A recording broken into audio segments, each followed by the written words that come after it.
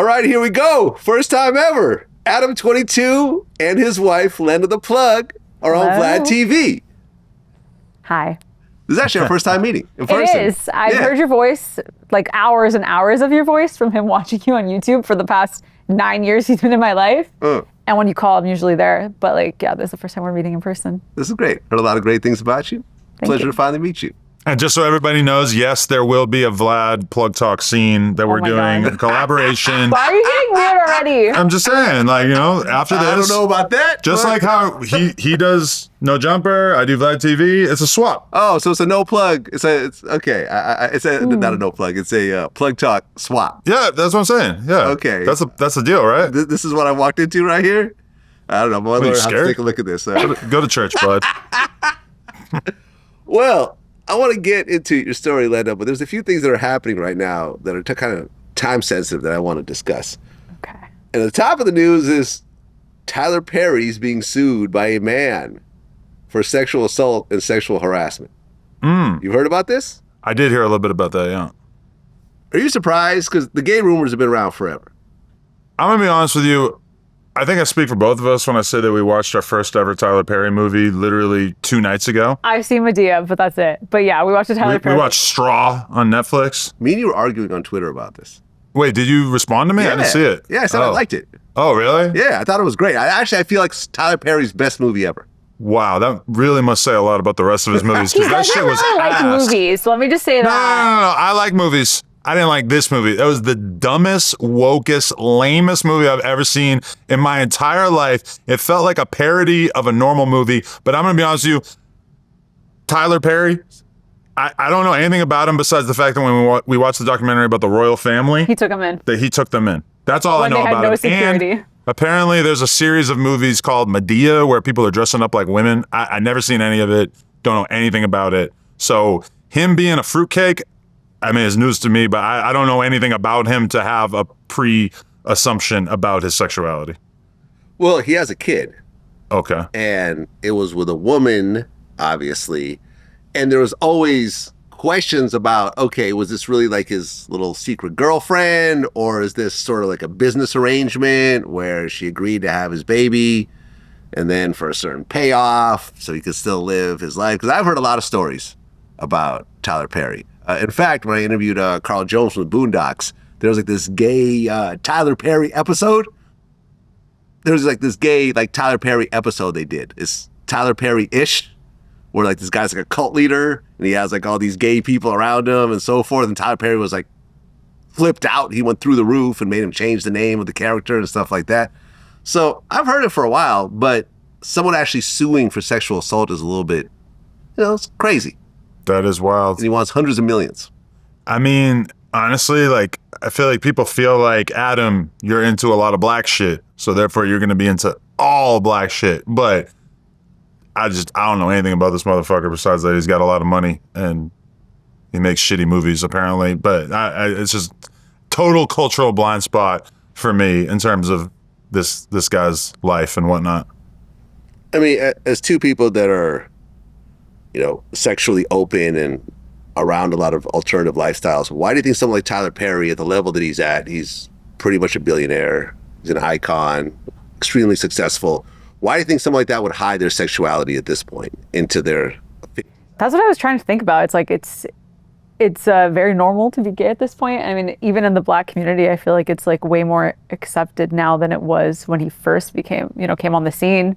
So yeah, I don't really understand why he would cover it up. Well, but I think that a lot of people like don't even know that they're gay. Then they like get to the point of being rich and famous enough that they're able to really contemplate, what do I really want? And then they realize that they want a man's pussy. And they might not have known that when they were broke and they had nothing and they were thinking about how to put put food on the table, etc. And that's how they then eventually, like, I think that if Jeffrey Epstein was broke, he never would have ended up doing all the freaky shit that he ended up doing. Potentially. I feel like a lot of people, like, it's like a luxury occupation for them, doing all this freaky shit. I think Diddy might have been a relatively normal sexual being if it wasn't for the fact that he became almost a billionaire. And that's when he decided to start doing 4-day-long ecstasy freak-offs. Well, speaking of Diddy, On Monday, the closing arguments from the prosecution will be made, and then the defense will start. They're saying 2 to 5 days. Diddy's not taking the stand. Now, as a couple that does your own version of freak-offs, what's your whole take on this whole situation? I'll let you go first. I have not been paying attention, so I don't want to misspeak. I mean, I know the gist of it is that Cassie was involved in these freak-offs and maybe she was not a willing participant in it. I feel like she probably wanted to participate in it, but also at times maybe didn't, but didn't want to piss Diddy off. And I feel like there's a little bit of a gray area there. And then obviously he was very abusive towards her and we saw the footage of that. So, you know, I don't think he was like, I don't know. I think she wanted to, but I think that she got to a point where she didn't want to. Every piece of evidence I've seen indicates that she was a more than willing participant in this. Now, that may have been taking place under duress, that he may have hijacked her brain to such an extent that she felt like she had to be the one calling the escort centers and ordering up the men and whatnot. I guess that's possible. And like her finances, right? Like wasn't all of her finances wrapped up in him? It's like with Adam, right? In the beginning of our relationship, I knew his favorite thing was threesomes. That's our business now. But like there were nights where I was like, oh, maybe I don't feel like it right now, but I want to make him happy. So I'm like, let's have it, you know? And it's like, he's kind to me, he's sweet to me, he always appreciated it, but maybe Diddy wasn't like that. Maybe he was like, you know, we have to do this or else such and such. Yeah, I mean, there's text messages from her that says, I'm always ready for a freak-off. Always ready is crazy. Yeah, and one of the first escorts that took the stand, he actually said that she asked him to urinate in her mouth. It was her idea. Was she on drugs? Drugs sure. are definitely involved in these freak-offs. I mean, according to not only the court, but also, you know, I interviewed Roger Bonds, his former, you know, head of security. There would always be drugs around. He would send people to the doctor to get pills when he would run out, and, you know, had drug dealers around and so forth. Look, I mean, I interviewed the Punisher, who was one of the escorts who took the stand, and it was actually pretty interesting. It's pretty interesting because what he said was every single time he went over there, it was always the same routine. After like the first couple times, he would have sex with Cassie while Diddy would watch. At one point, Diddy would leave the room and go in the other room. He would pull out, and like on Cassie's stomach. And then she would jump up, and she would like kind of like make sure the liquid gold didn't spill, and just sort of just run to the other room to Cassie, you know, to Diddy, to transport what he had just, you know, dumped on her stomach. And what he said was really funny because he told me this off camera. He said, yeah, you know, this whole time, you know, I was a little worried. And I was actually relieved when I heard the trial when Cassie said that Diddy would like take the man juice and rub it on his nipples. Because this whole time he thought that Diddy was eating it. That's what I thought you were going to say. Nope, just So rubbing it in there. What leads you to a point in life where that is what turns you on? I don't know. Did Diddy do that when you were with him and the Punisher? Never met any of those men. Stop trying to start this rumor. You're awful. I want the Punisher to hit her with that big old fake plastic penis. That's my dream. Hey, I'm allowed to dream. I love you. Yeah, I don't know. I mean, like, I don't want to just fall into this sort of like stereotypical red pill mentality. All these dudes making content now where they're saying this is bullshit. Cassie was a willing participant in it. This is all just a big fucking scam, whatever, because I acknowledge that Diddy very easily could have created an environment in which she would have felt pressured and forced to do all these things. And obviously him controlling her music career and her living situation and probably almost all of her finances definitely created a situation in which this could have been a coercive situation. From what I've seen, paying attention to the trial, which has not been me paying 100% attention to the trial, I just haven't really felt like that. Like, I think without question, he was abusive, and for sure they had a up relationship. It's just, I feel like I know quite a few people who are in up relationships that are mostly consensual, where if anybody were to observe the man's behavior towards the woman in isolation or the woman's behavior towards the man in isolation, that they would each individually look like monsters, but then you take the two together and you just have a up relationship. So for me, as somebody who hasn't been 100% paying attention, I just haven't really seen the evidence presented that makes me feel like Diddy is this horrific monster. Well, the whole cuckold thing has come to the forefront. I feel like this is the first time that the whole cuckold fetish is now front and center in the media. Because you also got Kanye just naming his album Cuck. Yep. Right? Is that real? And Yeah. What? yeah. I had to break down the door for all this, for the record. Right. So as someone who's been accused of being a cuckold, although I don't put you in that same category as these guys. Thank You've you. never done all this stuff that we're seeing on the stand, right? There's no Jason Love being rubbed on my nipples. Yeah, we have to dispel some rumors here. Yeah, there's a lot of people who think that I filmed the Jason Love scene. That's cap. But yeah, I mean, the world has been broken open in many ways. There's a lot of people in the public eye, both alive and posthumous, who they have apparently been engaged in cuck-style behavior. Apparently Kanye, Diddy, obviously, and then rest in peace Nipsey Hussle, but it's been alleged that he was involved in some freaky stuff as well. Yeah. I mean, out of all the times I had sex, right, there was never a moment where I said, wow, you know what would make this better? If a dude came in right now and had sex with the girl that I'm with in front of me while I sit in the corner and pleasure You myself. might like it. You don't know. No, I don't think I would. I don't think I would. When I wasn't so jaded by it, I used to really enjoy watching Adam have sex with other women, even if I wasn't participating, because I was so excited by how much fun he was having, and that made me really happy. Do you think that we would have got to the point in which we had guy-girl threesomes if it wasn't for the part of things? Do you think that ever would have became a part of our life? We Since had one. a long time ago, yeah. When we Before very early we- on, we did one time, sort of like a drunken hookup. But generally so speaking, you, another guy, and Lena. yeah, Okay. One of your friends. yeah. Okay.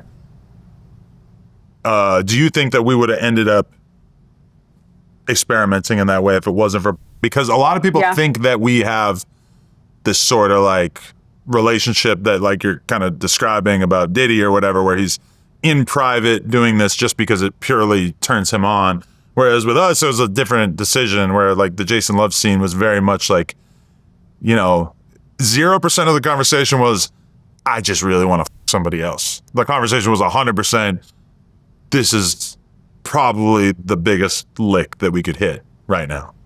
Yeah. But I do think that we would have probably experimented off camera if we never had the stuff going on, just because we were crazy in the beginning. We talked about it, for sure. I feel like if anything, the thing has kind of made us more tame in our private lives. Yeah, I mean, look, years ago, I've had threesomes with like a friend and a girl, and we were on either side, and it wasn't my thing. Like, situations happen, right? You got a girl who's willing, and you got a guy, and, everyone's, drunk or whatever. But I remember in that moment thinking, I don't really enjoy this. I would actually prefer the guy not to be here. It's just not my thing. It's just I feel not my that. thing. I've shot a lot of scenes with, not a lot, but maybe 3-4 scenes with like another guy and a girl, not her. And definitely from the point of view of the viewer, I understand why this is exciting to see the girl kind of overwhelmed by having two things to work with. But yeah, for sure, I don't really think I would be like seeking out that kind of experience in my private life. I guess like in terms of our long-term relationship, I could have seen it eventually at some point. But as far as like what I prefer, I would probably prefer a one-on-one with a woman rather than a two-on-one. But, it's fun to take a walk on the wild side too, I guess. Yeah, I mean, Daphne Joy, who's 50 Cent's baby mother, she took the stand, and she was talking about how she would like do like 3 guys in a night.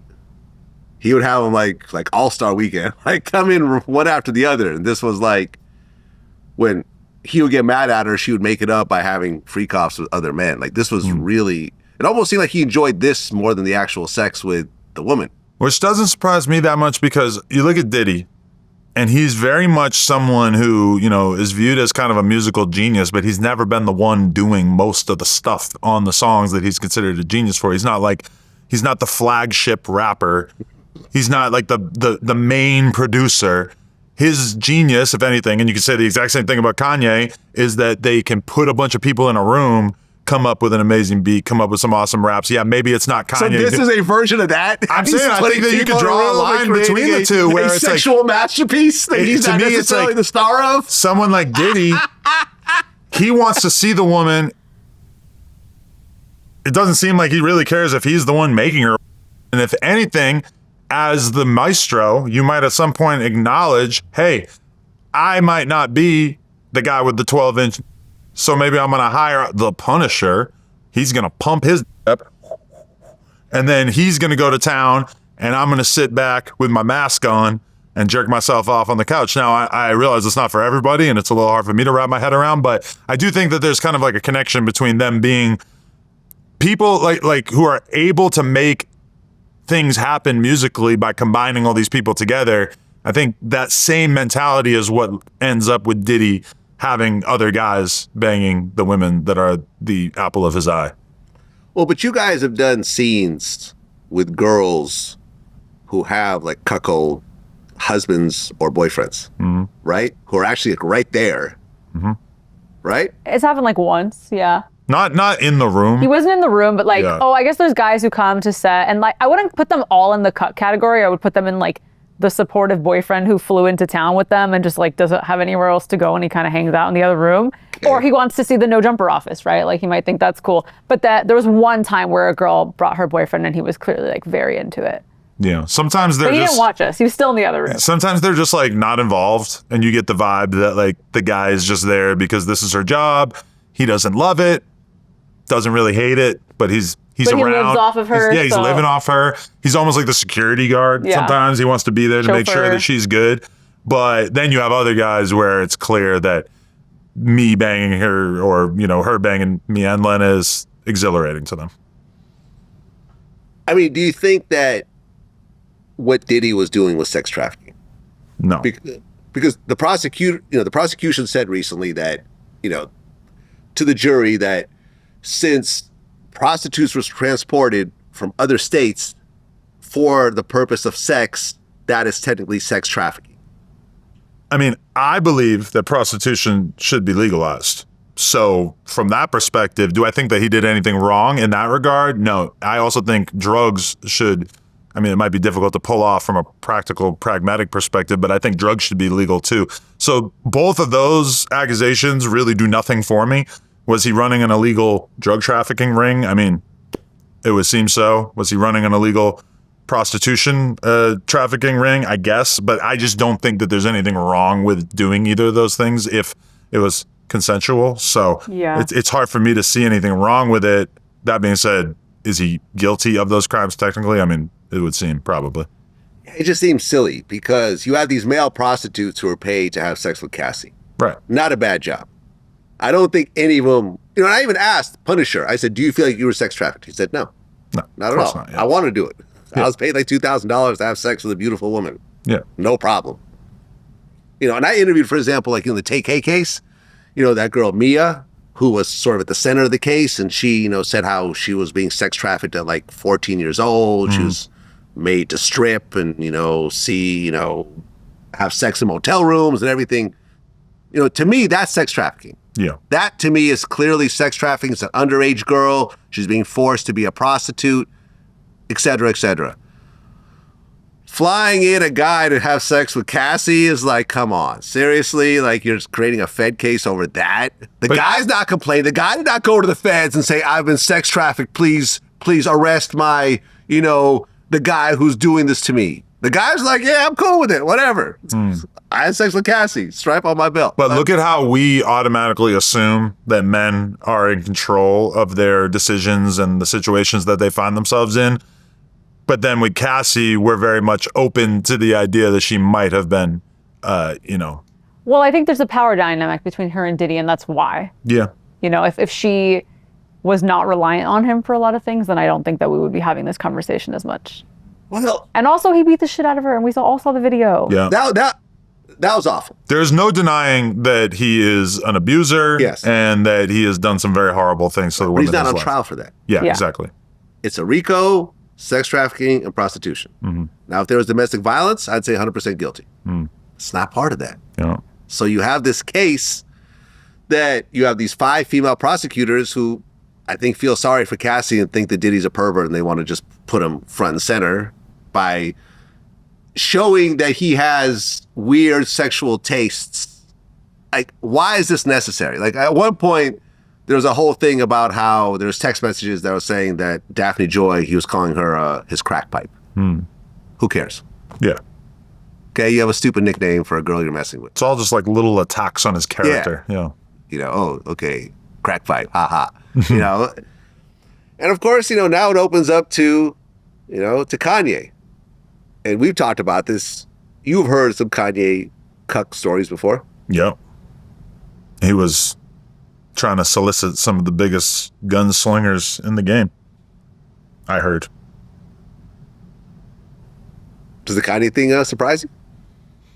Again, man, he's the maestro. You know, he knows what it is to call in the best lyricist, the best beat maker, the best fashion designer, put them all in a room, and they come up with something that's better than whatever he could make just by himself if he was writing down lyrics and putting together a beat. So, I mean, does it surprise me that much that he might want to sit back and see some guy with a 12-inch go to town on his woman? I guess it's not the most surprising thing in the world, especially given that, I mean, actually, I've heard from quite a few people that Kanye is extremely well hung. Okay. So, but I guess that says a lot that, you know, even if you are very large down there, you might still want to employ the services of someone like this. I just wonder where the people get all this time to do this. It just feels like our lives are already so busy and we're nowhere near as successful as somebody like Diddy or Kanye. And it's like, we don't make time to do crazy sexual stuff besides maybe like having sex with each other for a half hour at the end of the day or whatever. Like, it's just not. I just look at someone like Diddy and I'm like, bro, you could have been putting all this time and effort into making great records. Maybe that's why your music career really kind of fell off over the last like decade or so, is because you were putting too much time into having crazy sexual experiences and not spending enough time in the lab. But you have these sexual facilitators who book Plug Talk for us. But if you didn't, don't you think that you would just hire someone to do that for you? Oh, if I was single, for sure I'd be beating cheeks on a nightly basis. But Random hoes. And you could have someone put it together for you. I guess that is true. But I don't know. It's just like, for me, like the random hoe thing would be more like, hey, like, I got 20 minutes for you. Pull up. I'm back in the lab. Well, I was talking to a girl that I knew, that I know actually. And she said something interesting. She was like, why do you think that Diddy had girls like Cassie and Daphne Joy when, you know, having them do things that they're probably uncomfortable with or unfamiliar with, when you could hire a girl to do all this stuff easy? You know, you want to pee on me? Sure, there's girls for that. You want to do cuckold? Yeah, there's girls that have done 100 scenes like that. You want extra guys? Yeah, that's part of their job. Like, they won't complain. You know, yeah, they'll charge you, but you're probably paying more on the Cassies of the world. Like, I remember seeing an interview with Shine, who said that he was in Paris with Diddy after he got out, and he saw like Diddy spend $500,000 on Cassie. $500,000. This is why the whole like, oh, you know, financially she had no choice. She had enough money to go off and live her life on her own, you know, based on just the gifts. I remember seeing her out one night. I ran into her. She had like a gold Rolex Presidential. That's like a $50,000 watch. That by itself will pay her rent for a year. You see what I'm saying? So why do you think that he went this way instead of just hiring professionals to do what he wants to do? I feel like maybe some guys don't want someone who's willing to do everything, and they know that they're paying her like a hooker, and that she's just, that's her job. Maybe that takes away some of the sex appeal for them. Don't you think?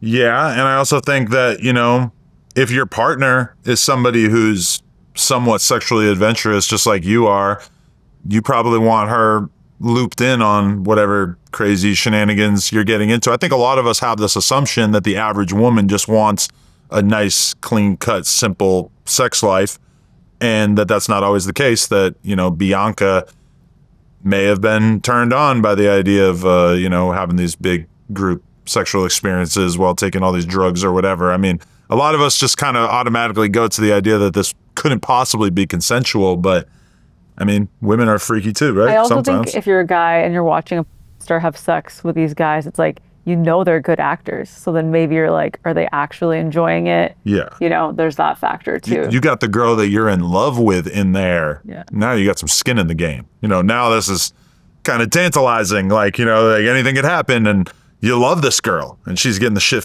out of her in front of you. I guess I could just understand how that would be exciting in the way that, like, you know, if I bang a hooker, like, I just don't care. Like, I just don't. Like, it's just not going to be, like, exhilarating to me in the same way that if I meet a girl, I'm talking like if I was in a relationship, if I meet a girl and rizz her up and have sex with her, like, that's exciting. That's fun. You know, going out there and meeting somebody and sleeping with them. To me, I never got into the whole prostitution thing because it's just like, it's just too formulaic. Like, you know, I give you money and you sleep with me. I just don't think I would care that much. It's like, I feel like you got to have some kind of emotional connection that you're just not going to get with a sex worker. Do you think Diddy's gay? I feel like he's, you know, he's definitely somewhere between gay and straight, but I haven't actually really seen anything that suggests that he likes to suck or get or vice versa. So at this point, I guess I would say he's very freaky going into the territory. Like the guy's cum on his nipple. I mean, that's about as close to gay as you could get without actually fucking that guy, you know, like, and you got a woman administering the cum. I mean, it feels like he really likes coming right up to that line and then not doing something that would actually make him feel 100% gay. But I also feel like maybe there's a bunch of stuff that we maybe don't know yet. I don't know. Well, look, I asked Punisher. I said, do you think that Diddy's gay? You've been in like 12 sexual, you know, situations with him. He said, honestly, no. Because he was told he could not make eye contact. He cannot talk to him. He cannot acknowledge him. He said, in fact, the first time he made eye contact with Diddy was walking off the stand in trial. Wow. That's the first time they actually locked eyes. And Diddy kind of nodded at him. And they're both from Harlem. And they're both like the same age. Right. So he's anonymously banging this dude's wife in front of the most successful guy from his area in the music industry for like forever, and doesn't even know it's him. It's pretty wild, right? Yeah, look, he said flat out, I don't think he's gay. At no point, and he said he was worried about it because once he, you know, realized it was Diddy, like maybe like 4 sessions in, because Diddy was wearing like a burqa in the beginning, right? And then he went, you know, once he found out it was Diddy, then Diddy just wore a Yankees hat. And that's it. Just a Yankees hat. Take that. I don't know what the point of that. Like, if you're already naked, what's the point of the Yankees hat? Yeah, that is weird. I don't know. I was like, was Ray Tim's also? Like, it's like a New York thing? Man, all these New Yorker guys, they never want to take their fitted hat off. For I real. know, right? That's such a thing. Probably got the sticker underneath it and everything, like the whole night. But he said you know, he was worried because once he realized it was Diddy, he had heard the rumors because he's from Harlem, and he was worried that Diddy might get behind him and make him take that, right? Yeah. He said he was actually worried about this, but he said at no point did Diddy ever like rub up on him or like, But you the cum know, on the get nipple. close to him or whatever. It was always kind of the same thing. So I guess he's not gay, or maybe if he is gay, he does that with another group of people. I don't know. I mean, like, okay, I could sit there and watch her and get super turned on, and realistically myself while watching that. I don't think it's that big of a stretch for me to imagine somebody like Ye or Diddy wanting to watch their girl but get by a guy with a big ass. I mean, and like, as I get older, that just seems like less of a stretch to me that he could get pleasure from that. Less of a stretch. Got it. It's like if you like to watch and you're looking for a girl who's hot so you could click on her and you already think your wife is hot, then you're just watching real life with your wife. Guys come up to me at the awards and they're like, I want you to my wife. And I'm, you know, I don't really engage with it because I just don't, this is not really worth my time to go and do this. But I get it from their perspective that would be kind of fun for them to get to see some guy that they've watched in they watch my interviews or whatever, get to see that person bang their wife. I get it. Like, that makes sense to me. I don't really want to take part, but I get it. Okay, well, but you guys had the competition, and Lil D was the winner. Yeah. And you guys had it with you, Lena, and Lil D. Yes. So you were watching a man, your wife. Well, while I was fucking as well, but yeah. You were also fucking. We've done in that a twice, way, yeah. I'm sorry? We've done that twice. We did another Twice. one with Hollywood Cash as well, yeah. Oh, really? Another guy, yeah. Oh, that's been released also? Yeah. Okay, so you've done it twice. So it's pretty close to what I'm talking about. Yeah, I Right? guess, yeah. I mean, the vibe or the feel of doing it with the guy versus just watching, I feel like is way different. But I've never watched her hook up with a guy without being involved, so. Would you do that? Just to chill? I don't really have interest in it. And I wouldn't, from like a perspective, no. I'm not trying to be the like little homie sitting in the corner. I feel like he would only do it if he was fucking a girl at the same time and we were side by side and he was fucking someone while I was fucking someone. Which we haven't done, but that I think would be exciting. We've talked about the swap thing, but then what quite often happens is that it's hard to find a couple that makes sense and that we both agree on, because sometimes it's like the girl will be super hot and the guy's not that hot, or vice versa. Not a fair trade. Well, Lena, you did your second scene with Jason Love I did. on a boat. Did you watch it? I did. You did? Oh my God. That makes one of us in this room. I'm not on that list yet. I was like, I gotta do my research. I gotta do my research my before God. I come in. Because, I had to talk about certain, parts of that. You didn't have to watch all of it. Well, I kind of skimmed to the Okay. end. Skimmed to the end. And listen, I've always been a guy since I was a teenager, so I've seen quite a bit of. DJ Gooner. I would have to say, it did not look like he came at the end. Let me just put that out there. Am I right? Clearly, you're not arguing with me right now. This is something that you don't do in the industry. You don't like air people's secrets, Vlad. It's not even a secret. I'm watching it. This was no personal conversation I had with it. It was like at the end, I'm looking at it going like, yeah, that's not what they're trying to make it to be. This is. You must have watched a lot of. I have. He has, yeah. You guys are not denying it though. I mean, listen, it happens, right? It does happen. Code, you can't really Like talk if about it. I don't have BV, but if I had BV and a guy Right. smelled it on set and went and told everyone, that is up. Everyone is allowed to have a bad day, and you don't go around and talk shit about people, because as much as the job is tough on women, it's way tougher on the guy. Like, no questions asked. You have to be perfect, and if you're not perfect, the company might not call you back. Everyone on set does not get paid. It's like so much pressure. Wait.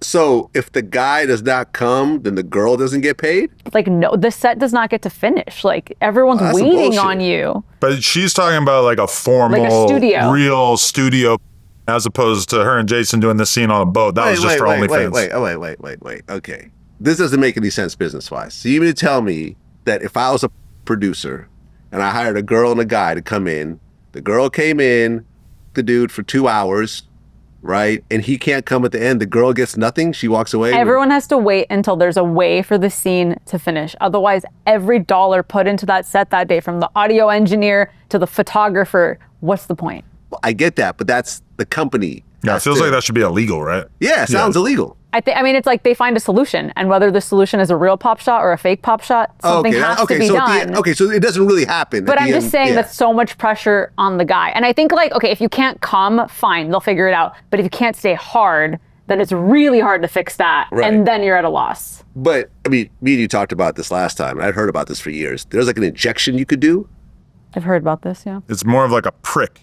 But I now realize that this is way more popular. I actually forget the exact name of it, but it's basically usually prescribed for older men. Guys are in their 60s or 70s, and they can kind of prick their with this thing, and it'll make it stand up for a couple hours. And it's very common with male stars. The problem is that you can kind of like torture as time goes by, and like you won't be able to get hard on your own. But yeah, but that makes it so that you can get hard. That doesn't necessarily mean that you're going to be able to finish. But you could fake that. Yeah. You could do a fake, cream pie. And in the defense of Jason, we rented this boat and we had so many hours, and the guys were like, all right, we got to go back. And we were literally like we're going to lose the son. And, so that's all I'll say is please don't hate on Is there him. part of you then that makes you feel like, damn, like I'm so thankful for my husband who is always ready to go? Yes. Got a couple rounds in the chamber at all times. Like, thank you for all my cum. Thanks. Well, why'd you go with Jason Love again? Because remember, after the first one, there was like some back and forth where he was like talking some shit about Adam, and Adam threatened to expose him about certain things that I know, but we're not going to talk about. Like, why go back with him again when there's a plethora of male talent out there? Honestly, I feel like the audience has driven our doing the scene again. We've done some social media content here and there since we did the scene. Adam and him met up and talked about like a potential when we're at AVN. And so that conversation, when Adam had suggested that, like Adam was interviewing him at AVN and said, what about the... And I was really shocked because we hadn't talked about it at all at that point of me doing another scene with Jason. But then he said that. And so the conversation sort of led back into me. It felt more like I'm just talking to the homie. Like, man, let's hit this bitch. I mean, I'm in touch with my fan base. I'm on my OnlyFans messages. Obviously, the message I see every day is, when are you going to do another scene with Jason? And this is the whole thing, is that it's like, the idea was that she was going to do another scene with another guy, and we hadn't talked about who the guy was going to be. And then one day she just says to me, she's like, I don't know how you're going to feel about this, but I think the most logical person is Jason.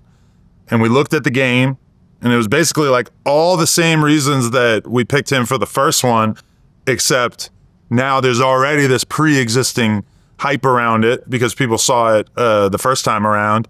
And it's kind of like, you have to take into consideration like their social media platform and how big their shit is, and then how good of a performer they are, how excited the fans would be about it. And also, like, from my perspective, it's like the first one, as much as we kind of hyped it up and made it out like there was some animosity between me and him, I saw that he was a professional and that I didn't have any issues with how it went. And my ultimate nightmare is like, she goes to do a scene with a guy and he's weird to her, does anything she's uncomfortable with, etc. Because ultimately, at the end of the day, I love you and I plan on spending the rest of my life with you. And if there's anything that could send me into a homicidal rage, for sure, it's just the idea of a guy doing anything inappropriate with her. And I didn't feel like there was any chance of that with him.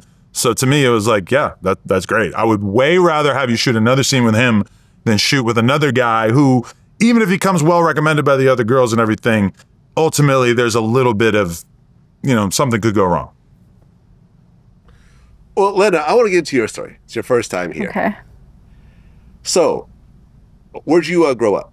I grew up in Glendale, California, where all the Armenians hail from. Okay. And you actually grew up in a Christian family. Yes. And you're actually, you grew up pretty strict. Yeah, I would say the Armenian dads could be very strict, and this is not what they want their daughter to end up doing for work. Well, right. I guess you had strict parents. You couldn't even watch certain TV shows. Yeah. You were somewhat of a nerd in high school. I was. I loved school. I cried at all my graduations because I didn't want it to be over. I was in student government. I was most spirited. I was a big time nerd. Right. You graduated. You went to UC Santa Cruz. Yeah. Go Banana Slugs. Yes. That's the mascot. Yeah. I went to UC Berkeley. Oh, but so you were smarter than me. All right. But I went More to UC Santa privileged. Cruz.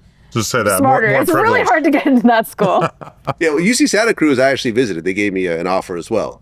Was this back when they had no grade system? Yeah. Exactly. Yeah. Part of the reason why I didn't go. It was very hippie Yeah. to be But it was a back cool then. area. I remember, It's very cool. seeing the campus and everything Yeah. else like that, and seeing banana slugs everywhere. You got to see a banana slug in person. It's actually crazy looking. You're supposed Oh, to- really? You're supposed to kiss them. Oh yeah, it's like the size of a banana, damn near. It's like this big, huge, bright yellow thing that's just like in the middle of the forest. You're like, what the hell is that? Wow. They're very cool. But in Pulp Fiction, John Travolta's wearing the banana slug Exactly. shirt. You're right. Which to a lot of people, that's what they know it from. Yeah, Exactly. myself included. Yeah. Okay, so you actually graduated, got a psychology degree, Yes. and then you actually went to go get your master's. I was going to get my master's. The bill was going to be $100K. Huh. And it was sort of that thing where I just followed what my parents wanted from me my whole life without questioning it. It's like you just go on to the next thing. And I thought, okay, I got my bachelor's. Now I'm going to get my master's. And when I saw that that's how much the tuition was going to be, and that I was going to have to just take out loans for all of it. I was like, is this going to be worth it? Is this what I want? You know? Well, but from what I understand, like graduate programs, there's lots of grants and everything else like that. Like they want you to get these types of degrees. Well, more so for bachelors, I feel like there's grants, but less for master's Really? programs. I had employees that like had like 2 PhDs and they're always in school and they're And always they getting. didn't owe anything at the end? That's crazy. A lot of times you can keep it. Well, I guess it's like some people just stay in school forever and it just kind of keeps going. There's like, I mean, I could have done that path, and maybe I would have ended up at like a Fortune 500 company and have a, Yeah. you know, a nice salary and everything. But I just wasn't sure that was what I wanted to do. well, I mean, you're getting your master's at the time in psychology. So what was the plan? To be a psychologist? I had no plan. No plan. No. Okay. So you're just learning to learn. Yeah, I was learning to learn. I wasn't sure what I wanted to do. My parents didn't go to college. Like, no one helped me with anything. My dad's an electrician. Like, they're just kind of like, go to college, and then when you graduate, you're clearly just going to walk out a millionaire and all of us will be saved, because that's what they thought. Because you were the first person from your family to go to college, Yeah, right? exactly. Okay. So you started dating women in college? I had a girlfriend in college, yes. Okay. Did you have a boyfriend in high school? Yes. Okay. So you started with boys. Uh-huh. You lost your virginity in high school? Yes. Okay. How old? 16. Okay. Why go to girls at that point? Honestly, she was my best friend, and we just started getting drunk and making out, and all of a sudden we were girlfriends, and it was fun. I think sometimes I imagine myself with a girl again. Sometimes I imagine myself with a dude. So. Okay. All right. So you're dating a girl, and at one point you stopped your graduate program. So I didn't actually go to graduate school. I got in. Oh, okay. I took the GRE, I applied, I did the essays, whatever. I got in, and when I got in, I just didn't end up going. It was for USC. I didn't end up going. Okay. And you're doing kind of odd jobs? I was a nanny. I was an Uber driver. I did all kinds. I was on that Craigslist, the odd jobs page all the time, just doing Okay. random shit. So where did the whole kind of like, you know, there was no OnlyFans at that point, but I guess it was like Snapchat? It was private Snapchat, Yeah. yeah. So I had a friend who I guess was like a fitness influencer at the time. She is actually the OnlyFans girl who killed her boyfriend in Miami. That girl. I met her randomly. The white girl who killed the Courtney big black Taylor, guy? yeah. The black So I woman. She met- used to hang out with her. Isn't that crazy?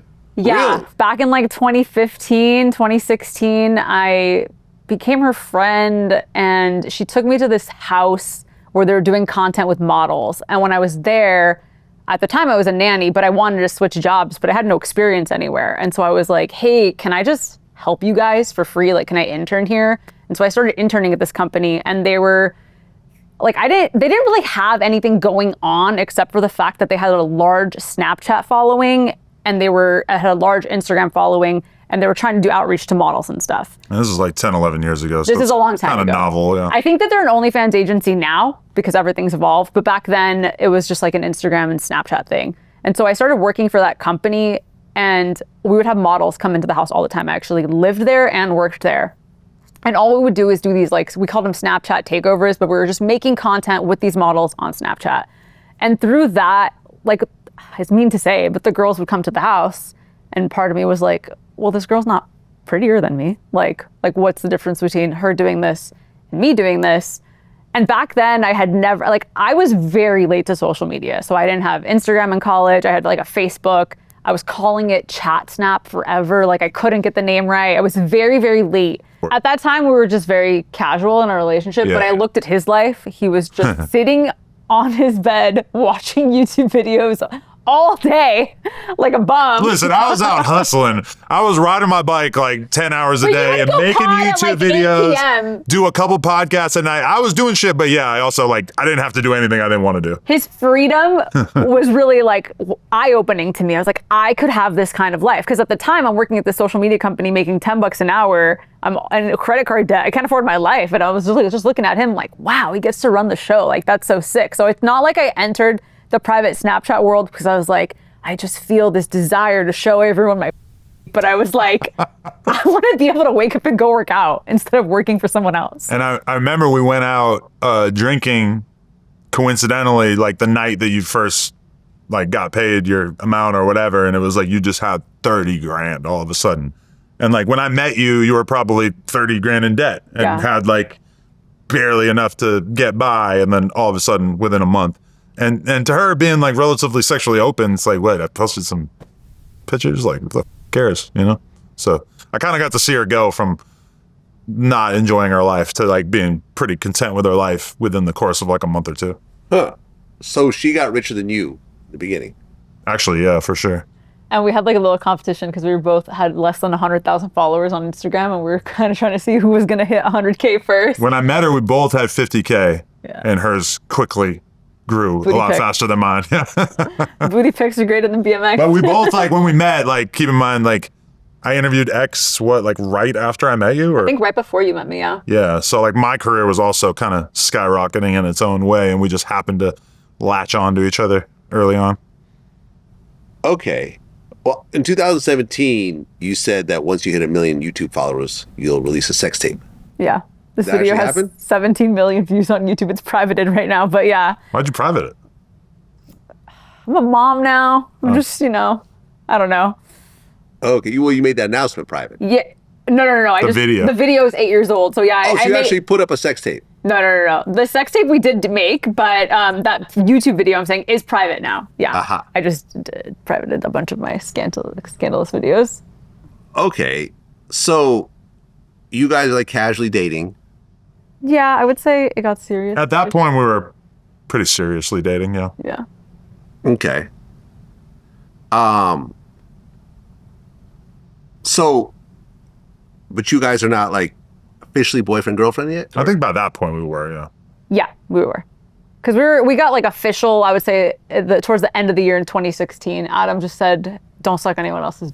That's how I found out we were exclusive. He said, if you suck someone else's, I'm going to kill you. And I was like, all right, I guess we're dating now. Because you were in Miami and you were with a bunch of girls and you were like, hey, I'm hanging out with these girls, but just so you know, you're not allowed to hang out with other guys. And I was like, I guess he really likes me. That's all it takes. He's not a very, emotionally intelligent person back in 2016 to tell me. But like, now I am. Yeah, but he wouldn't have had it in him to be like, hey, I think we should be exclusive. So that is how you verbalized it to me. Hey. Well, didn't you make a video explaining how you let your friend Emily have sex with Adam? Yeah, we sort of turned the cameras on. We talked about what we were going to do. And then we turned the cameras off and we had sex. And then we turned the cameras back on. Very bad idea. And so it was your idea. To turn the camera off? Oh, well, it was YouTube. So we thought we were making a YouTube video, not a... But yeah. The thing is if we had filmed that, it would have literally have been worth many millions of dollars that she would have seen it, not me. Just because the video ended up going really viral and like all these outlets would write about it. Like it would go viral over and over again. I'd get like notifications that Men's Health was writing about this story from like 5 years ago. It was the kind of thing where every news outlet had an article about the YouTuber who's going to do with her boyfriend once she hits 1 million subscribers, which to me, even at the time, it just seemed outlandish that this was so viral. And it really stands out to us now that these things are just things that nobody would go viral doing. Like, you let your friend bang your boyfriend? Like, who cares? That's just like standard swinger stuff, standard poly stuff. But then even like, oh, you're going to make a sex tape with your boyfriend. Like, that's every OnlyFans girl does that. That's super fucking normal. It wouldn't go viral in now. 2016, it just worked. And it just absolutely exploded. All of a sudden, we're in the Phil DeFranco thumbnails and going on all kinds of crazy shows and podcasts and stuff like that. Like, and now you got to be Bonnie Blue and you got to bang 1,000 dudes, or you got to be a woman who's married and you got to some gigantic dude, whatever. That's viral. But somehow we profited from going viral for things that the way they've aged just doesn't even seem real. Like, it just seems so bizarre that worked at that time. Well, Lena, you said that you and that girl Emily had with an A-list rapper. Can you say what it is? No. Can you tell me? But he did like his nipples touched. That's all I say. And it was not Diddy. You sure it wasn't the Punisher? I'm positive. He's not a rapper. He wanted us to touch his nipples, and I was really confused. Okay. Can you give me any hints at all about who it could be? Any hint whatsoever? No, because you're going to guess, and then it's going to be out there. Yeah, no, I can't do that. Okay. A-list was too specific. Why? There's only one. Because look he knows. He's got it narrowed down to like 10 dudes. I said it in the video in 2016. I didn't think it was going to get 20 million views or whatever. I didn't fucking think anyone was going to find out about it. By the way, I was not trying to have a with this rapper. And honestly, it's a flex. Like, it's like, people would give me a hard time about it if everybody knew, but it's not like, it would be a good look if people knew. But ultimately, Are you proud of me? It could be a lot worse. I'll put it that way. There's a lot of dudes out there whose like image would make it less cool, but it's cool. He's doing a puzzle in his head. He's trying to figure out who it is right now. But you want to know what? He's never gonna think of who it was because they're not actually an A-list rapper. But Anymore, they're kind of like in that realm, etc. You know, so it's like he's never gonna think of it, and that's why it's so good and why we can never tell him because he's gonna go tell Ack. He's gonna go. But this is he's gonna talk about it with everybody he knows. So you talk to so many people and you learn about so many people, and I think it's hard for your brain to remember. Did someone tell me this off camera and off the record? No, I'm pretty good about that. Because Adam's really bad at it. I'll tell him stuff in confidence, and then he'll say it on the podcast, and I'm like, you weren't supposed to fucking say that. I try not to, but that has happened. No, he's so bad at it. That's happened. It happens all the time. Well, you guys consider yourself to be in a monogamous relationship, even though you do threesomes. Mm-hmm. Explain. I mean, we're monogamous off camera, and up until very recently, I was only having sex with him and other women. And I mean, for whatever reason, most people don't even consider having sex with other women cheating or being poly or whatever. So I don't know. It's just like we come from the space, and that's the space that I am in. I'm not in his world. And in our world, almost, I would say half of the people who do are in relationships, they're married, they have kids. It's completely normal, like what we're doing, you know? But in your hip hop space, it's like, what the in the space, there's actually some degree of animosity from our peers because they look at all this and they're like, who fucking cares? She just made how much money off of fucking this random dude? I'm fucking the whole fucking town and I'm not making any damn money. You know, like there's definitely people where like, they just don't get why it is such a thing. And I guess the only way to explain it is just to say that like we're kind of famous. So, you know, if you're a random porn couple, nobody gives a shit. If you're kind of famous or well known, then it's very interesting to people. Well, okay. What you just said, most of the people, what, 50% of the people are in relationships or are married.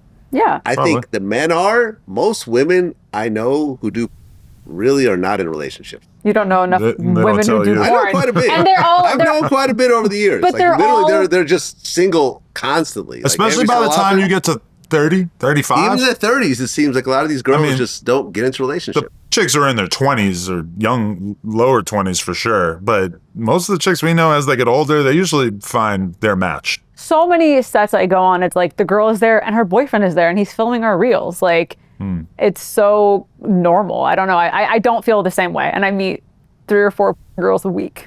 Okay. I mean, you know way more people. I'm just saying the people that I've known over the years, it seems like they don't really, the women, they just don't get into relationships, it seems. I mean, I obviously have that conversation with girls every week too, where it's like, it's hard to date. Guys don't understand. I don't want to quit the industry for them. But I also know a lot of women in committed relationships. I mean, it's a lot to swallow. Pun intended. I mean, like, to say, okay, baby, you know, see you after work, knowing that, you know, she's going Definitely to work. not for every guy. And I feel like, like a 5-guy gangbang and come home. And that is so rare. Most girls are not going to work and doing a gangbang. It's like, I feel like some companies film like 3 of those a year.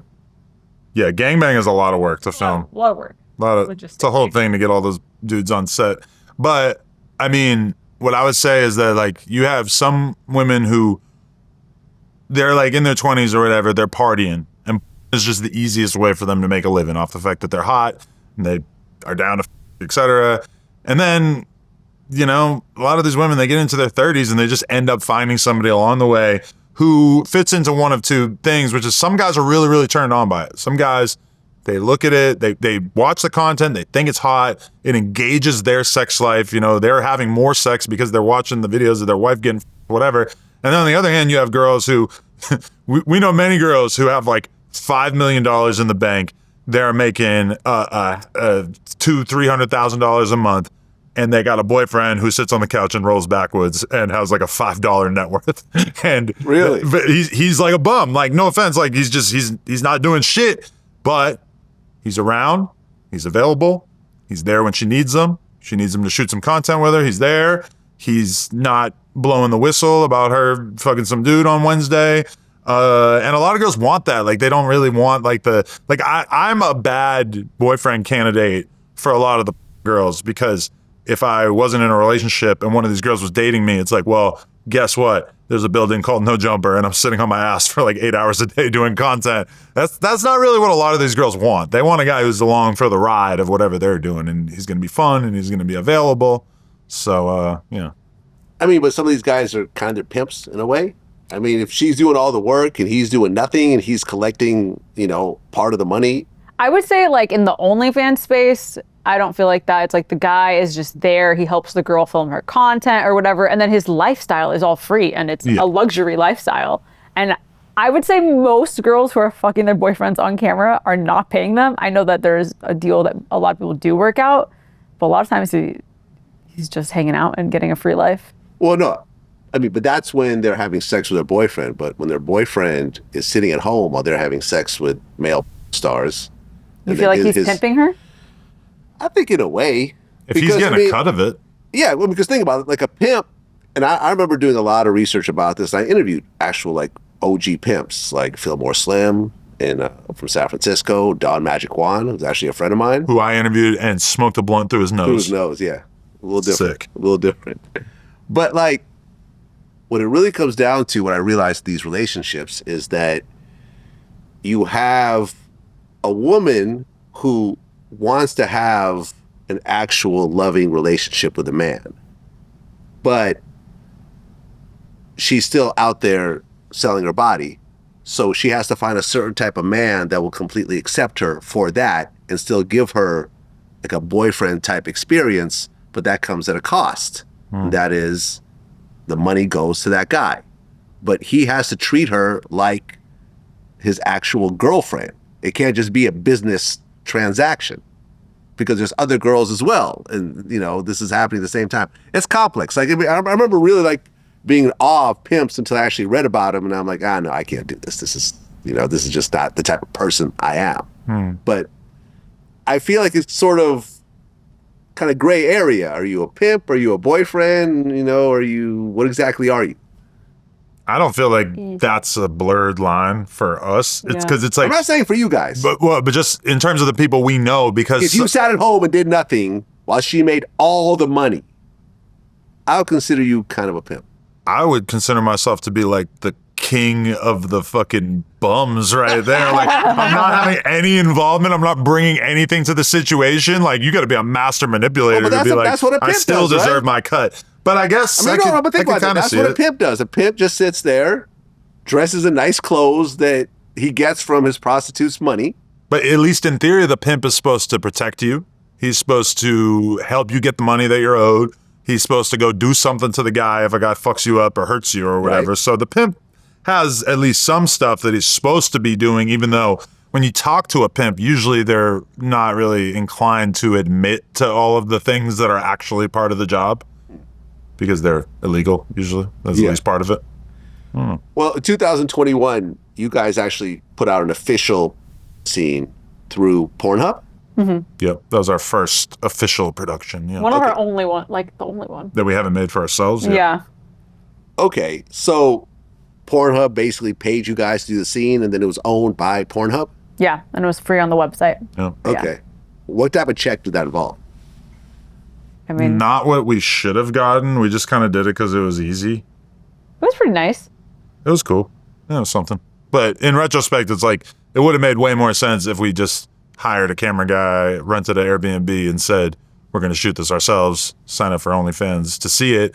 But, it was kind of nice to be able to just show up on set and just have them take care of everything. That day on set made me realize I cannot do this shit for other companies. Really?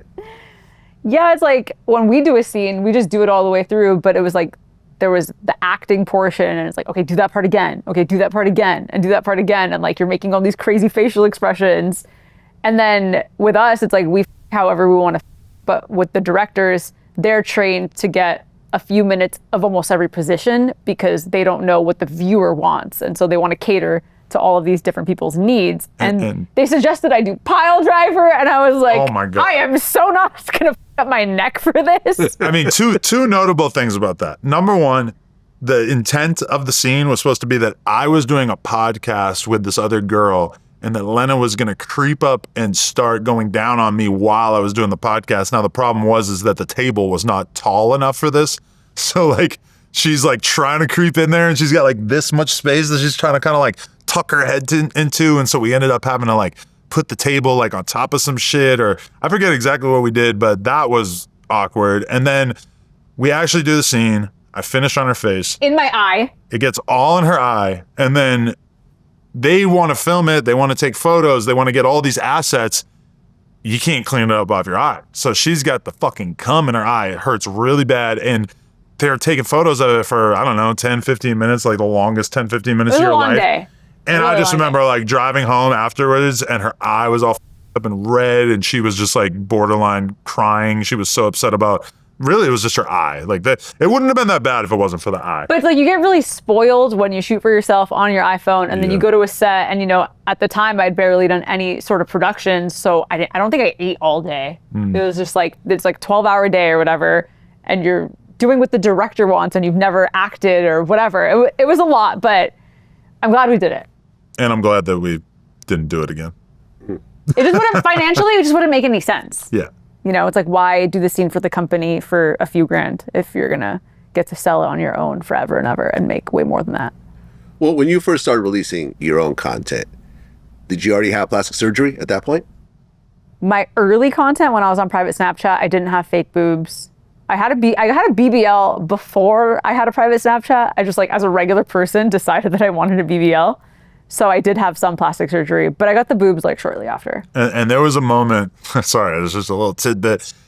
Me and her in bed, cuddling, talking, a couple months into our relationship. And I just look her in the eyes and I just go, I'm going to admit something. I got fake hair. I got a hair transplant. And she just looks at me and goes, I got a fake ass. And I'm like, I think you were hurt. Oh, you never knew? I had no idea. I just thought it was a big, nice ass. You know, like I just thought it was a good ass. And now, in retrospect, I always tell her, I'm like, you know how I know I'm a simp? Because I married the first BBL I ever. I feel like mine was not obvious, so I don't blame you. It wasn't that obvious. And she was heavier at the time, so it kind of just blended in. She just seemed like she had a big ass because she was a little thick, you know? She weighs like a bunch less now, so maybe to me, I could see it more. But back then, I just thought you had a unique body type. Okay, so you got your BBL, what, like 2015. 2015? I have an old BBL. 10 years ago. Yes, and I was trying to lose weight before I did my BBL, and most girls are trying to like gain weight before they do their BBL. It was a fat transfer, right? So they can transfer more fat. Yeah. And I was not really aware of that. I didn't know anything about plastic surgery back then. Okay. And that's like the most dangerous surgery you can get. Which I also didn't know, and I took care of myself for it. I have like memories of just trying to go to the bathroom and passing out and collapsing. Like at the time I was living with 3 male roommates I met on Craigslist. It was like not a good situation. Huh. Yeah. How much did it cost? $6,000. $6,000? $6,000 in 2015. I think they're like $20K now. Yeah, that's a good deal, right? Yeah. Yeah. I mean, look, I know girls who have BBLs that look great, but then there is the horror stories. Mm-hmm. You know, for example, like Usher's ex-wife, she would, you know, she was just getting all this flack because she was older than Usher. And, you know, everyone was talking shit about her. So she just went to Brazil without telling him and did a whole mommy makeover, went into cardiac arrest. And, you know, he had to fly out there. And, you know, then you got Kanye's mom who died. And, Yes. you know, you got DC Young Fly, his kid's mother. sad. She got a BBL from an American doctor. There's pictures of her with the doctor. And then a couple of days later, she dies.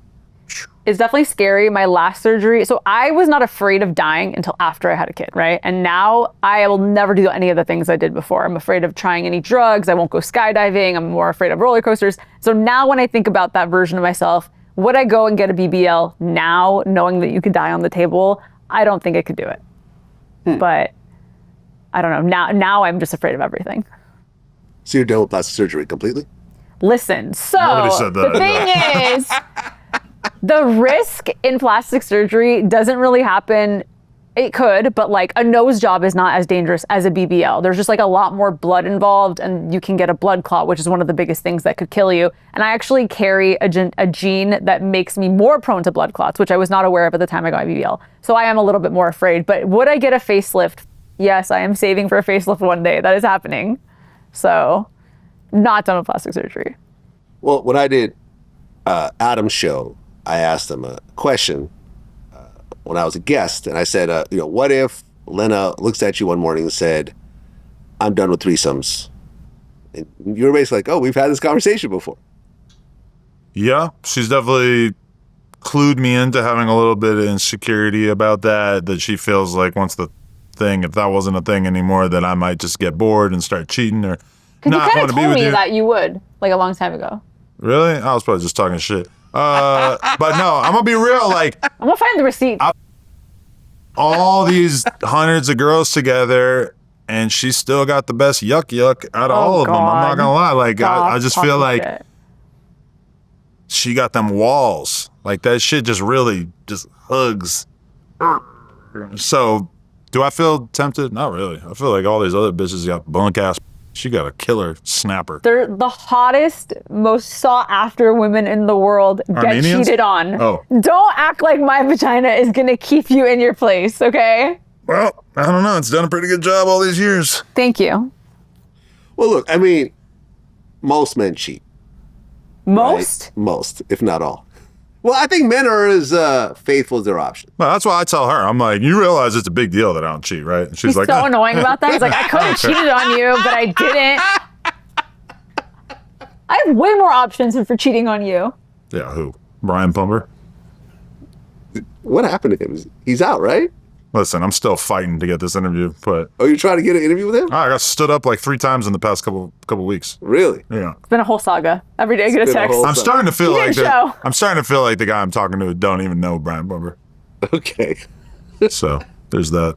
But I mean, well, my point is that most men cheat, whether they want to admit it or not, especially men with money and men, who have fans and, look a certain type of way or whatever else, right? Hot So- guys with tats. Go cheat. Go. Have fun. You guys have worked out what I feel is a cool compromise. Like, he's not going to cheat, but he has sex with other women, but you have to be there most of the time. But he has film scenes without you being there. Yeah. But that was just like every so often, right? Like when I did another breast augmentation and I couldn't work, or like there was one day where a girl flew in and I had the stomach flu and I was like, you have to go f- her. Like I cannot come. So, but there will be a point where we'll have to hang it up. So we'll have to figure that out. She also like, I mean, I don't know. It's like once you get used to having sex for money, having sex just for fun seems kind of weird. Like to me, like the idea of me going into the office and, between taking the photos and doing the actual content, it's like a couple hours of my life and we shoot and I make money off it. You make money off it. That makes sense. The idea of like, it's Tuesday night and I'm going to go kick it with a girl and her spend money on a hotel. I just don't like, I don't know. To me, I'm not really motivated by the idea of just fucking more women. I feel like I've fucked enough women. I get it. Really? I mean, more is always fun. I'm not gonna lie. I don't know if I can co-sign that. Variety statement. is the spice of life, for sure. But do I see myself spending my time doing that? Like, I mean, it's just, maybe if I was completely out of the thing, I would be motivated. Lena, let's go to a sex party. Let's hang out with this girl. Let's go hang out with this couple or whatever. Maybe if we weren't doing the thing, but the thing just kind of makes it so it's like, this is work and it's fun, but why would I do this for free in my off time? Yeah. I mean, hearing someone say, I've had sex with so many women in my past that I'm just cool about having sex with other women in the future, I just don't. That's almost like when I hear people say, oh, well, Diddy started fucking with dudes because he's gotten so many women, he just got bored with women. Like, that's not a real thing. Oh yeah, I'll put it in When you perspective. get bored with women, you get new women. Like, you don't go to men. Like, you see what I'm saying? Like some of this stuff. There was a long time ago where I was listening to a Joe Budden podcast clip, and he was talking about how now that he's fully understands the music industry, that he just like, he can't really like listen to new music the same way, because you listen to a song and you're thinking, oh, this is the street single, this is part of his rollout, then he's got the record for the girls and for the clubs, and everything just seems kind of formulaic, etc., because he's just been in the game for so long. And I remember listening to that and thinking, I can't imagine ever being like that. I love rap music so much. I can never imagine a future in which I don't find rap music to be this magical and fascinating. And now here I am, and I absolutely 100% get it. And I just kind of feel the same way about chicks, where it's like, I see all these dudes and they're spending huge amount of money to get a section in the club, to buy this bitch a Birkin, to ice her out, to do all this shit just to get some. And I just feel like I like super hot girls with no work and then made a bunch of money off the content of us having sex, that it is kind of hard for me to imagine spending as much of my time and my life chasing after as I used to before I met her. Like, it just doesn't seem, and I'm not saying that I wouldn't, want to continue to have fun sexual experiences for sure. That's awesome. But it just doesn't feel like as tantalizing as it felt before I started to do this as part of how I earn a living. All right, so Lena, if you found out that Adam had a side chick, how would you handle that? Bye. Really? You're out? Yeah. That'd be it. I think the deception would be the problem, right? Yeah. You guys wouldn't work it out? No, because also Adam is so busy, and like sometimes we see each other for only a few hours a week, and it's like in passing. Well, if you come home from your interviews, you go in the back house and you study for the interviews the next day. It's like, if we're living our lives in a way where sometimes we don't get that much time together, but you have a side chick, then she is stealing my time with you. Like, she sees me and she knows that I basically am like working like all of my awake hours. Now, some of that work might be frivolous and silly, and it might involve me watching a bunch of clips of him talking to the Punisher about his implant. He comes but I consider that part of my work, because I'm sitting here having a conversation with him about it. But I understand exactly what you're talking about, because it's just like, we don't get to spend as much time together as we would like to. If I had this sort of charmed lifestyle where I could just do whatever I was joking all day. that this is a date for us because we're spending time together in the middle of the day on a weekday. Okay. And then I'm we're going to going on a Vlad date. I'm going to drive her to the car dealership afterwards, and we're going to get to like talk in the car for like a half hour. Yeah, and that's kind of date-ish. Extra time for us. Well, like a I've date. never met you before. In Yeah, all so the years I've known Adam, all the times I've been in No Jumper, whatever. I'm not just hanging out all there. the time It's like, he's been I'm doing here, stuff. I've never met you. Yeah. And there's been a couple times where I've said, like, we should go over to Vlad's house sometime, or like do dinner or whatever, like, but we that right there of like going to do dinner with like a person or a couple or whatever, like we don't make time for that either. So here we are. We have very weird, boring lives. But also, if you had a side chick, I think I would be extra mad now that we have a kid, because you're stealing time from her as well. Yeah. So that's why it would be a bye. And also, she's just seen the way I interact with all these girls over the years, and I think you would agree that I've never really shown interest in any of them outside Only of... if you haven't f***ed them yet. But once you f*** them, you don't care if you talk to them. And like, I like some of them. Like, some of the girls, like, we get along better than others, and sometimes, we'll DM back and forth or whatever and stay in touch and stuff like that. But, usually when we shoot content, it's like she sees me. I'm on my computer, I'm smoking weed, I'm chilling, I'm working, I'm doing whatever, then and then I'm back on my computer and I'm working and I'm smoking weed again. So it's You're like a robot. It's just not really like how I see myself spending my if I had an extra 20 hours out of the week, for sure I would probably want to spend it doing more of the work side of things rather than maintaining having a fun little chick on the side. I don't know. Okay, so let's talk about it the other way. If you found out that Lena had a side dude. Bitch, get out of here. Hell no. No, I would be flabbergasted, for the record. Okay, so you would not work it out with her.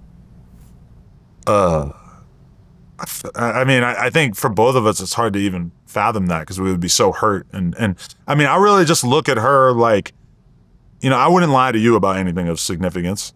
I don't lie to her about anything, really, almost at all. And it would be just hard for me to fathom us having anything significant that we're not being honest with each other about. I mean, that would be hard for me to take. I would just feel so betrayed, because I feel like we're honest about everything. But shit happens, right? You're interacting with people, you meet people. Look, like, I interviewed Elon Musk's dad, and he ended up having 2 kids with his old stepdaughter, who he was raising when she was like 4 years old, right? And then he's like 45 years older than her, and now they have 2 kids together. And when I asked him, I'm like, well, used to be her stepdad, 45-year age difference. I mean, people obviously have a lot to say. That's some South African shit. Well, his answer was no rules in love and war. That's it. That was the whole explanation. The end. So shit happens. Plan on happening. We were joking, about, the little Diesel interview where he was locked up with a guy whose boyfriend was his son. Lena very into this idea.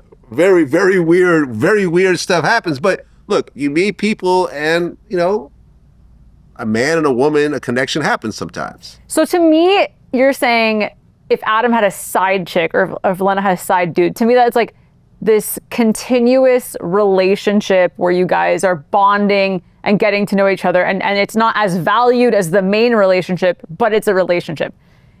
I would be more forgiving of Adam going to the strip club and getting head in a town while he was on a trip, okay? It's like, to me, they're different things. There's types of infidelity that I could get over, especially if it was not a recurring thing. But a side chick is like, that's a relationship. You have her name in your phone as some dude's name so that I won't find out. It's Pizza a whole Hut. elaborate plot. Like, you're not texting Pizza Hut, don't lie. Hold on, I'm gonna make a phone call. Who's Pizza Hut? Yeah. No, I mean, I agree. Like, I could kind of imagine myself getting over her having a lapse in judgment. That's one thing, because it's not as much explicit betrayal. But once you're like, once you find out that, on Wednesday when I told you that I was going to be doing podcasts until midnight, that I was actually watching Netflix and performing cunnilingus on some girl, I mean, shit, I couldn't blame you for wanting to, chop my head off for that, because that's just so grimy that you're like at home by yourself. You thought I was at work and I'm actually living it up. Like, damn, that's grimy. I mean, if you look at both your careers individually, who's made more money? I think me. You? I think me. No, I think me for sure. Like, for sure. I mean, I have less overhead and I made a lot of money. Like, I had OnlyFans before the pandemic, and then the pandemic happened, and I thought my money was going to go down. I was pregnant February 2020, and everything was going up because everyone had those checks to spend at home. And then I did the thing with Jason, and that made millions. And I have like one employee, so I've pocketed a lot more of it. I agree. I think that there's been times where I was bringing in more money than her, but in terms of just consistency, I mean, her fans and her business is just like. That first month where I made $35K, I was so afraid to spend $1 because I was like blown away by how much money it was, and I thought that that someone was gonna just take it back, because how could this possibly be real? It sounded like a joke amount of money. Yeah, and this is August 2016, and this is almost 10 years later, and every year except for the last, I made more than the year before, and just because the other year was an outlier. But it's been crazy. Like, I would not have expected it to be this way. So how much did you make your best year? Probably like double what I made the year before, and it's many millions. Multiple millions. Yeah. Have you ever hit 10 million in a year? In 1 year, no. In 1 year, no. Okay, but still, multiple millions in a year is no joke. Yeah. Especially with no overhead. No overhead, and before I had a kid, it was just shooting at my house. So it's like. I mean, Vlad TV consistently makes millions, but we have a big overhead. We have a dozen employees. We got a New York studio. Insurance. We got a bunch of stuff. Salaries, equipment, everything. Appearance fees, everything. I'm gonna be real, like, a lot of the stuff that we do is kind of a labor of love. Like, me and you both will do an interview that we're not planning on making a huge amount of money off, just because we want to have the conversation and we feel like it's good for the brand overall. And, it's like, recently, I went to New York and I filmed with Bobby Shmurda, did a Mano interview, and went to a bunch of different neighborhoods filming videos and stuff. And, she was just coming home from having shot the scene with Jason Love as well as another scene. And we're talking about it, and it did kind of stand out. So there's another scene? There's another scene with someone else that will be dropping in the near future, yeah. With a man? Yep. Okay.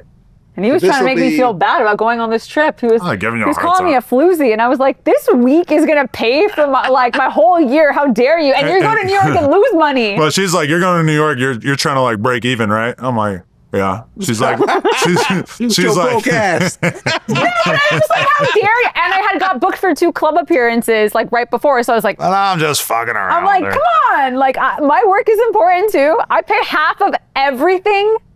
Everything. I remember I brought this up last time. So you guys actually split your bills, which for a Everything. married couple is not very common.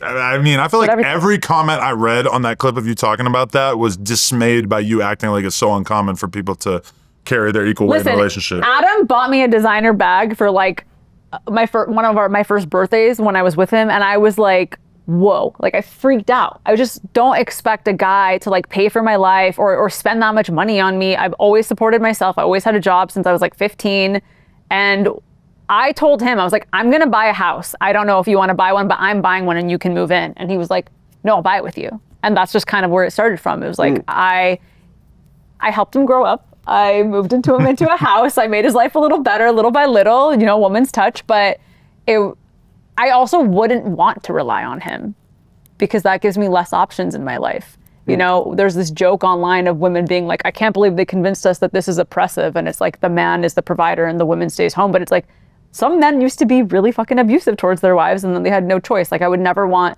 to live off of just somebody else. You know, I think that would be really hard for me. And I think we both kind of envision a future at some point, whether it's 3 years from now or 5 years or 10 years or whatever, but there'll probably be a future where she kind of hangs up the thing, not in full, because obviously she'll still have OnlyFans and still probably shoot some photos and content or whatever, but there will probably come a time in which I carry more of the weight of the family as I'm still working and where she just, you know, You're focuses. still going to make me pay for half of everything.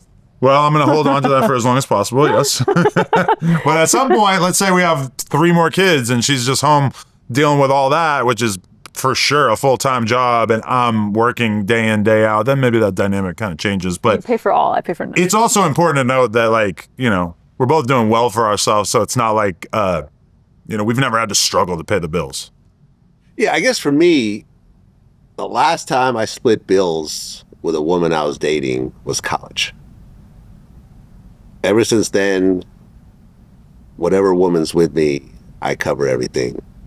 But I've never had a woman that actually made more money than me or even close to the amount of money that I have. So it's like, if I'm making $150,000 and she's making $30,000, me asking her to split anything I feel is just silly. But wouldn't you feel like she should split the bill with you if she was making twice what you made? No, because then you have to live a bum-ass lifestyle like her. Because if you're living as if you can only afford the percentage of it that she could afford, then you got to live a life that you probably don't want to live. Like right now, if me and you break up and I get a new girl and she makes $100K a year, and let's just say I make a couple million a year, then yeah, like probably she's moving into my crib. Right. I'm paying for all the dinners. Right. Maybe I'll pay your phone bill. Maybe I'll pay your car bill, whatever. Like, because realistically, But like, I'm saying the opposite. What if she made more than you? You would want her to pay for half of everything, right? oh yeah, then Yeah, it's and fair. that's what I was asking But him. when there's a big disparity, Yeah. then I completely get it, because it's like, I don't want to, you know, it would be bizarre for me to say, oh, give me $3,000 for your half of the rent when you're making $8,000 a month. Yeah. And that $3,000 really hurts you. And meanwhile, like, I can easily afford that. But that dynamic where I own the house and she's just living with me and shit, that does lend itself to having a power dynamic where it's like, how could you be so demanding that I not have a side chick or that I don't get on the side or But whatever? if it was all your laundry. When the guy's paying for everything, the chick is just not really in as much of a position to be able to call the shots. But that being said, it's also like we're talking about a woman who gets into a relationship with a rich man, as opposed to me and you who basically built everything together from the ground up, you know? Yeah, I mean, I had one girlfriend who just came from a very wealthy family from Indonesia, right? I remember first time I drove in a BMW was her car. And the first time I got a Louis Vuitton wallet, she gave it to me as a gift. So, but it was a little weird to me. It kind of, as a man, I felt like, okay, so this woman just has way more than me and she's buying me gifts. And I like the gifts, but it's also a little weird being a man. You know, like, for example, we were talking about, oh, you know, what if we get married one day? And she's like, oh, my dad will buy us a house. And I'm like, that's going to be different. So that's technically going to be her house. She can kick me out of But if you're her married, house. it would be both yours. depending on how it's structured, right? It can go a lot of different ways. Do you guys have a prenup? Mm-hmm. You did. Congratulations. I initiated it. When you had that conversation, was he cool with it? Yeah, I think we're both very logical people. We love each other, but we know that there's so many marriages that end horribly, and it's like 60% of marriages We've just fail? seen it way too many times, yeah. the funny thing about the prenup though was that his lawyer was like, "Are you sure that's your kid?" And that's like the internet comments come to life, and it's like, if you've ever seen my kid, she doesn't look like me. She looks exactly like him. People think I'm the nanny, and I was like, this is some shisty ass shit right now. But for the record, the lawyer said that before you did the scene with Jason Love. And Exactly. that became like a big joke after that, yeah. But I was just like, wow, I could see how them dealing with all of these marriages, they have a very negative and pessimistic view about divorces. And when I saw that, I was like, how could this not be his kid? I mean, the lawyer was telling me, like, so look, they dream up every nightmare scenario that you Scare never the thought shit out of about. you. They're like, so she pays half the expenses or whatever. I'm like, yes. They go, what if one day she just decides that she doesn't want to do that anymore? And then you got to like basically like confront, okay, how would you proceed with your relationship if everything was just completely different? Or they just list off all these crazy, negative, awful things that I couldn't actually imagine you doing. But they're asking me like, what do you want to do if that happens? And it's just like, wow, Yeah. like, I really hope that doesn't happen. I hope she keeps being nice to Making me. your will and your estate and your prenup is very exhausting. You just have to think about all of these really scary adult things that you don't want to think about. Yeah, no, I think prenups are the most important thing you could do. I think it also a marriage. shows how open you are to talking about the hard stuff with your partner if you guys go through this process together. It's like, that shows a strength, I think. Yeah, I mean, you look at, for example, Travis Hunter. He just married his girlfriend after getting, his big NFL contract. No prenup. Gangster. And how young is he? Super young. 22. Yeah. He's living on the edge. He don't know shit. You see him? Right. He's a jolly idiot. They say ignorance is bliss. That motherfucker's a retard. He don't know what the hell is going on. I love it. Yeah, they just bought like a $4 million house or something like that. She's getting half of that. Doesn't seem like she really likes him all that much. There's this whole weird dynamic between the two of them. But yeah, no prenup. Straight to the NFL, like huge multi-million-dollar. I mean, he's a Heisman Trophy winner, so he's like a big deal. Yeah. It's crazy. Like I remember watching his interview with this like top divorce lawyer, and he was saying how he has these clients who go through these terrible divorces. They lose millions of dollars because there's no prenup, and they finally get through it. They get their lives together. They start to date someone else. They go back and they're like, "Oh, I found the girl of my dreams. We're going to get married." And the lawyer would be like, "Listen, I'll make you a prenup for free." Like, "No, I'm not going to need it. This is different." And then once again, they go through the exact same thing for the second time, sometimes the third time, and so forth. Lawyers are so expensive, but it's just so fucking not worth it to go through that whole thing. Like, oh my God, that sounds awful. I met someone a few weeks ago, and she was just like, "Oh yeah, my divorce ruined me financially. Like I have nothing." I'm like, wow. Many such cases, yeah. So sad. That happens. That happens, especially if you don't have a prenup, if you don't really have a lot of money to pay for the lawyers and go through all the process of it. I mean, a divorce can cost hundreds of thousands, sometimes even millions. Kevin Costner's divorce. I was talking to a friend of mine who used Kevin Costner's lawyer, and he spent $1.5 million on his divorce. Wow. Yeah. What a waste. Well, Yeah. just not get married. I mean, we almost didn't get married, but then. So you Pop guys the consider question. not getting married? I thought this motherfucker was never going to propose to me. I was mad at you by the time you proposed to me. I just was honest. Like, when I met her, she said, like, have you ever thought about having kids? I said, no. She said, have you ever No. thought about getting married? I said, no.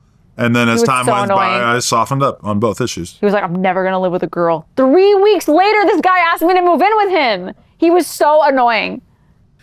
Yeah, I feel like in today's age, overall environment, if both of you have money, then marriage could make sense. But if one person has a bunch of money and the other person does not, I don't see a reason to get married. Yeah, I mean, we did things out of order. We did house, then kid, then marriage. And at that point, it's like, you already really committed to each other by having a kid together. I think we had to have the baby before I realized, like, oh, this is for real. Like, this is actually what I'm doing with my life. There's absolutely no way I'm chickening out on this. And just kind of realizing that the signifier of marriage meant something more to you than it means to me. Since to me, you know, we're both not religious, so it doesn't carry any weight in that regard. And I just, you know, I never really thought of it as being that important. But once I like really came to grips with the fact of like, oh, like I'm serious. I'm never gonna leave you. I'm riding this thing out until the wheels fall off.